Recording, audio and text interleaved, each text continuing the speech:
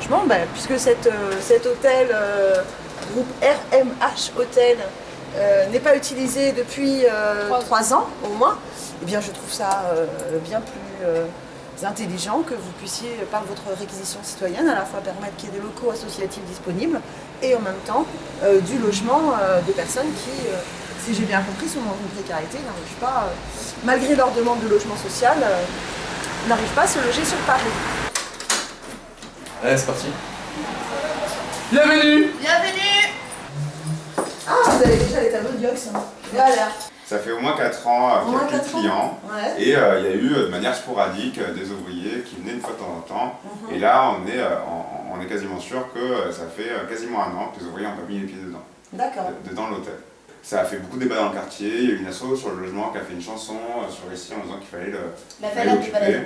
Il y a eu des vœux qui ont été déposés à la mairie du 14e pour dire qu'il fallait faire quelque chose. Et ils n'ont pas réussi à préempter maintenant. Non, ils n'ont pas préempté le bâtiment. Ainsi soit-il. Voilà. Ça y est. Et aussi lancer une AMAP Voilà. pour pouvoir distribuer des paniers de légumes et de fruits bio. Voilà, que des activités qui vont dans le sens de l'intérêt général.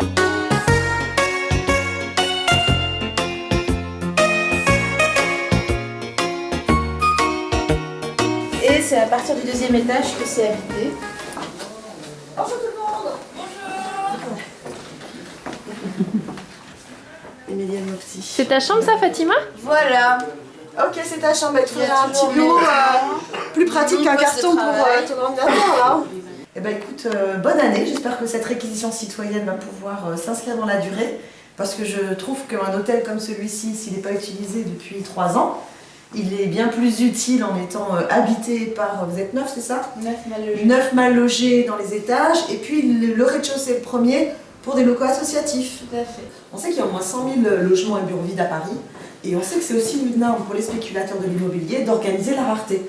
Parce qu'en fait, quand vous n'occupez pas un certain nombre de logements, vous diminuez le nombre de logements qui sont accessibles, et ça permet aux spéculateurs de pouvoir augmenter les loyers.